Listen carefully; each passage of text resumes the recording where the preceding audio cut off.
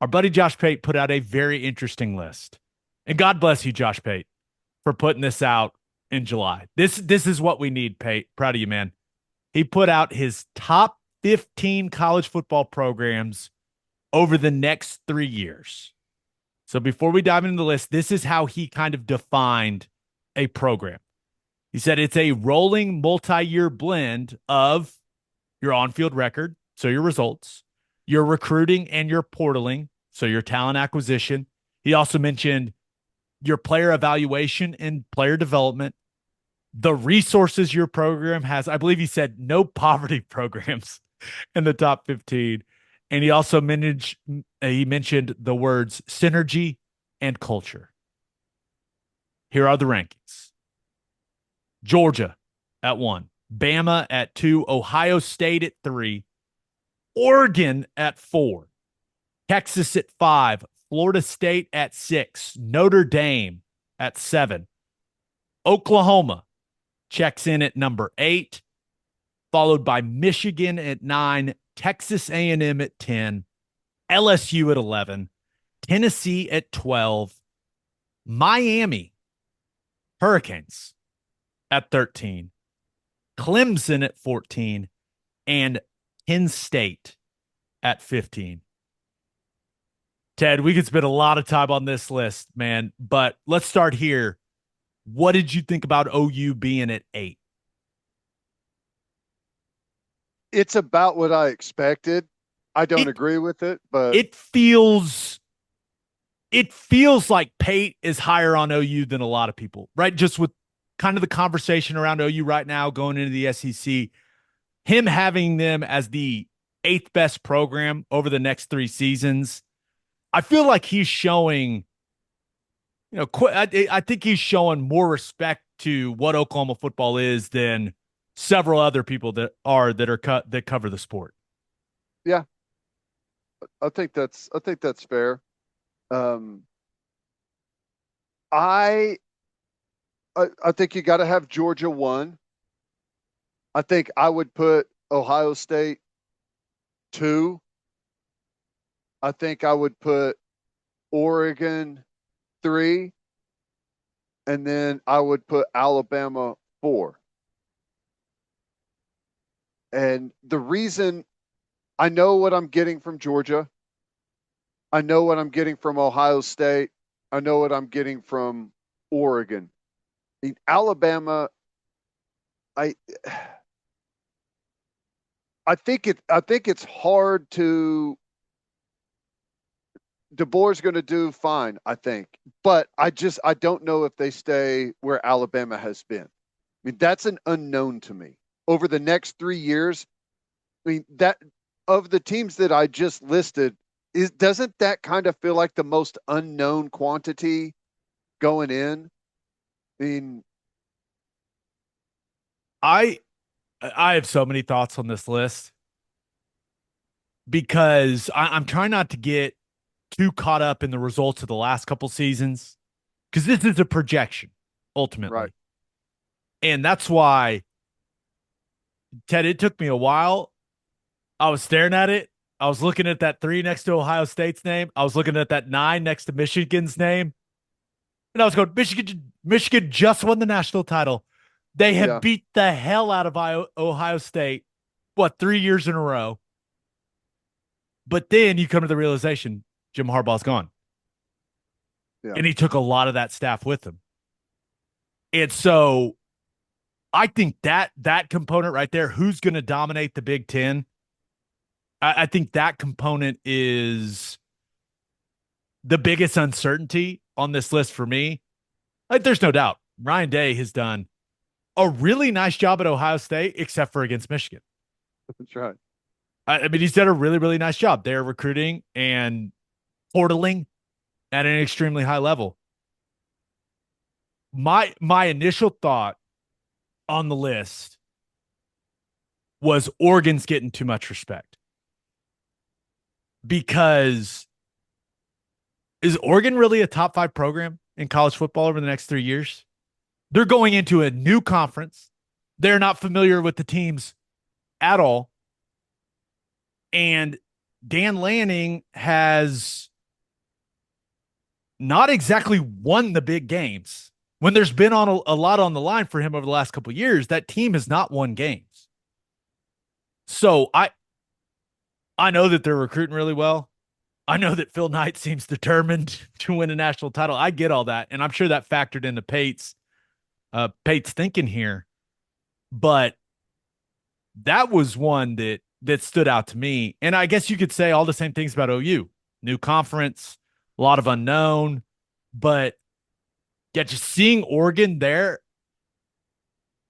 it took me a minute, and I thought about it for a long time. I do not think Oregon has earned that, and I don't know what's going to happen with them in the Big Ten. Like I Yeah. just don't know how that's all going to shake out for them. Like is Oregon going to go in there and be the cream of the crop of that league? They're really talented, but I don't know, man. I just don't know. Well, and that's the interesting thing though about like resources, synergy, and culture. Resources, I don't know that anyone is higher on that list than Oregon. Culture, Georgia's culture is set. Ohio State's is set. Like most of the other places on here are going to be developing that. I mean, that's a projection. Alabama has a winning culture, but they have a new head coach. Like there's going to be a new, a changed culture to some degree with that. And that goes for Oregon. You're developing it and fostering that. Texas, Notre Dame, Oklahoma, Florida State, like all of those, you're just kind of gauging like how is that culture going to develop. And like I think that Oklahoma should be ahead of Notre Dame easily on the list. I think they should be ahead of Texas. Florida State is a little bit more difficult to project. I mean, that's a hard one for me. Are are they going to be in the ACC for the next 3 years? Yeah, I, it's I don't know because if wild. they are, I think I'm not going to say they're a lock, but you feel really, really good about the way that Mike Norvell's been able to build that roster. Now they've relied on the transfer portal and they've been really good in it when it comes to identifying players and then those guys being difference makers for them. But if they're in the ACC for the next 3 seasons, it almost feels like they're close to a playoff lock each and every year. Which, if you're making the playoff, the 12-team playoff 3 years in a row, yeah, top top six feels Yeah, very reasonable. I just with everything that's kind of hanging over that program with possible conference realignment, I if they end up in the SEC for 2 seasons, then I feel very differently about that program. it's interesting. I'm not I'm not totally sold on Florida State yet. Whenever you look at, because Florida State, I think Norvell was a little earlier, but Oregon, Texas, even Notre Dame, Oklahoma's in there. I I'm not sure if Florida State didn't have all of the recipe and the right players at one time come together, kind of from his first time being there, the first couple of years, that all of that just kind of peaked at the right time. And now the big majority of those guys are gone. I don't know how much I trust that it's just going to, like, they're here to stay. You know what I'm saying? That's kind of the thing I'm wondering with Florida State. But the other thing on this list that I thought was interesting, if we're doing this same list preseason of last year, there's a team that is missing that would have guaranteed to have been in this top 15. You know who I'm talking about? I'm guessing you're talking about USC. That's right. Isn't that quite the fall in a couple years? Like not in the top 15 for the next 3 year outlook. That's pretty wild. I I have to imagine that brought OU fans a lot of joy, not seeing the Trojans in this top 15. Maybe that took some of the sting of Texas being at 5 and OU being at 8 away. But in all seriousness, Lincoln Riley's reputation and the expectations for that program, it is it's pretty shocking of how it's changed in the last 2 seasons. It's on life support.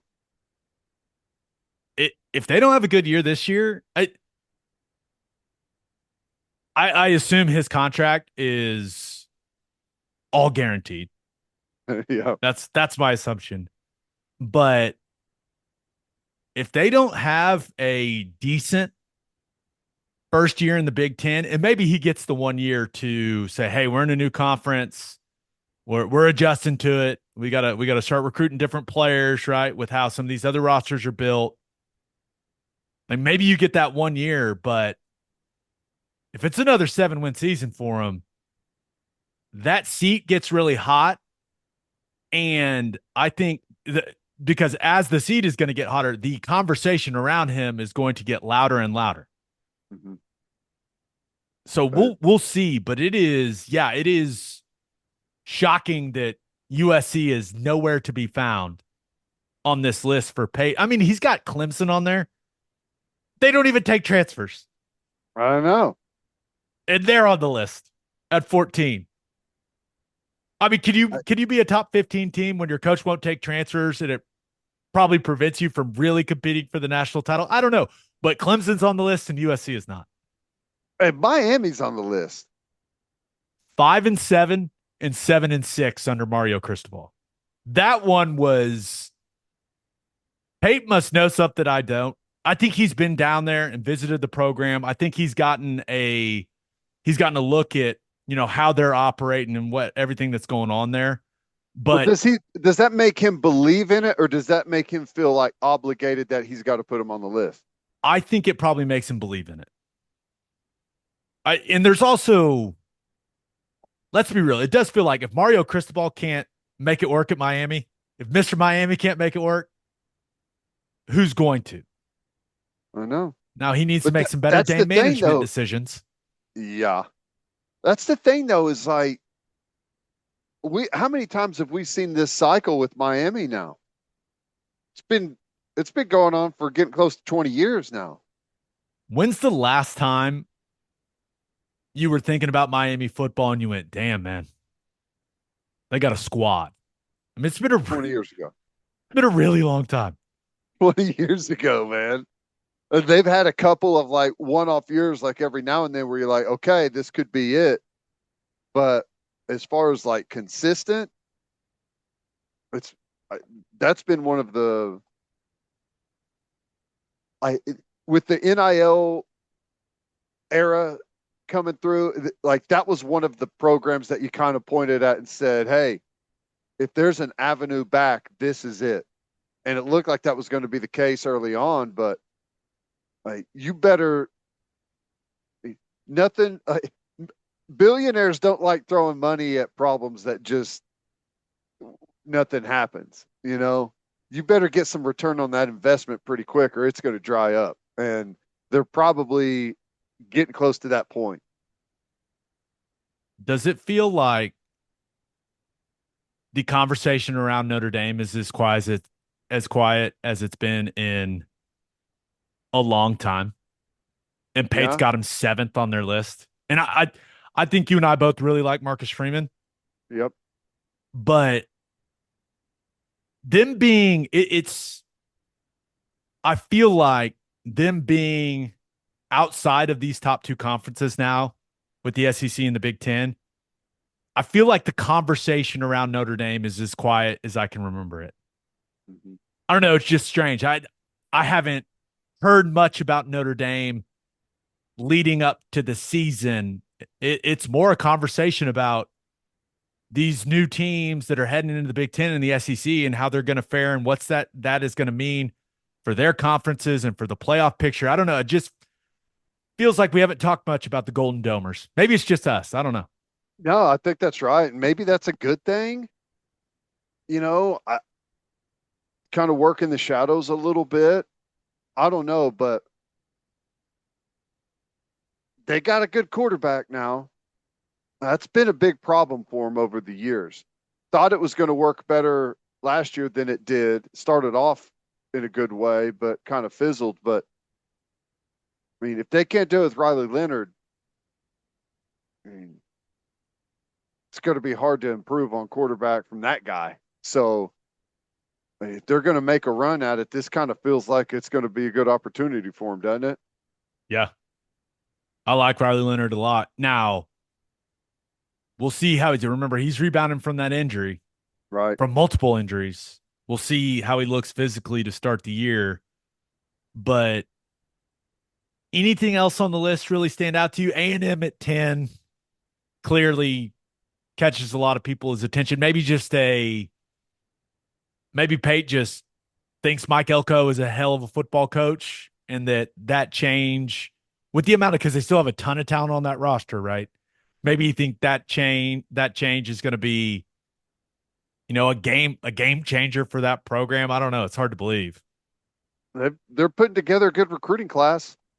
Um, But they've put together good recruiting classes year after year. that's true. I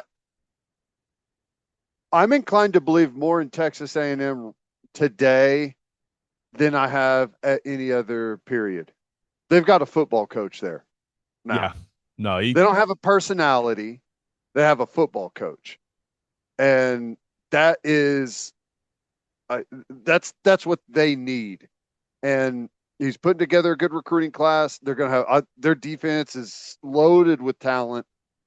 I don't know how good they're going to be in year one of his system, but that defense is going to be something to deal with in the years coming. So we'll see. I don't mind them being on the list. It, it's interesting though that I think everyone on this list right now, almost looks like the top 15 in recruiting currently, except for Texas. It's weird that Texas is at least currently appears to be struggling in recruiting. And I thought coming off of their best season in a long time that was going to be the year that they may knock it out of the park and compete for that top 1, 2, or 3 spot. But it's not coming together yet. Texas at 5, Sooners at 8. I I guess one good year for Texas, in which we beat them, just somehow makes them a better program. Now, I've talked about it quite a bit on here. I really like Steve Sarkisian. I think he's a heck of a football coach. I am not worried about their recruiting personally, because I think that if the high school class doesn't come together, Texas is a very attractive destination for transfers. Yeah. So you always got to remember that, and they've brought some really good players in via the portal. But and I understand all the positive momentum around Texas. Just went to the playoff. I think a big reason that people are so high on them is it looks like they've got their quarterback situation mapped out for the future with yours this year, and then what Arch Manning's going to do. And congrats to Arch in the video game. Nice. Congrats. I actually enjoyed the commercial. Eli Manning, 5 stars. No notes. Way to go, boys. But it's going to be a big test for Texas this year because they got to replace a lot. When you have that many draft picks, it's not, you're just not guaranteed to replace all those guys with guys that are at that same level. It can be difficult, but they've got the relatively easy schedule over the next 2 years, which I think factors into all this. But the question for me is 12-2 the new norm for Texas, or was last season the outlier? Because historically, 12-2 is an outlier for Texas football. They've got now 2 double-digit win seasons since 2010. Just so you know, OU has 11 in that period of time. So I get all the positivity around the program. I get Austin's a great city. I get that they've recruited at a really, really high level, but was last year an outlier, or is it the new norm? We'll find out. Yeah. Yep. We will. We'll find out. I'm curious about that quarterback situation. We'll see how it plays out this year. You've been trying to replace Ewers for not a full year, but maybe 6 months at this point. I I think it comes across that I don't think he's good, and that's not the case. I You just don't don't think think he's elite. no. I don't think he's elite. I think he's good, but that's as far as I go with it. I don't think Um, SEC Mike thinks he's elite either because he's got him behind Brady Cook, Jackson, and Jackson Dart. I Carson know it. Beck's one thing. Carson Beck may be 1-1 in the 2025 draft, but Yeah, Ewers behind Dart and Cook. You're not behind those two guys if you're an elite player. no, But hey, no. he's going to have every opportunity this season to show that he can sink his feet and his arm up and his eyes and put it all together. Yeah, he's got the he leaves the door open because of the injury history. Feels like he not a guarantee, but you feel like he's going to miss a game or two somewhere, and if he does, and Arch Manning comes in and performs well, they're going to have a possible situation on their hands. That's what I think is interesting. But no, I again, like you're going to be on these, you're going to be on this list, and you're going to be behind some of these teams until, other than Texas, until you go beat them, till you go beat Alabama, till you go beat Georgia, till you go make some waves in the new conference. Any other thoughts? I think that's it. Shout out to Josh Pate. What a list. This is the stuff we need in the month of July. You're doing God's work, Pate. We salute you, sir. Content creator. That's why, hey, he says it all the time on his show, #1 college football show, digital media. There you Got a go. boy, Pate. Keep it rolling, man.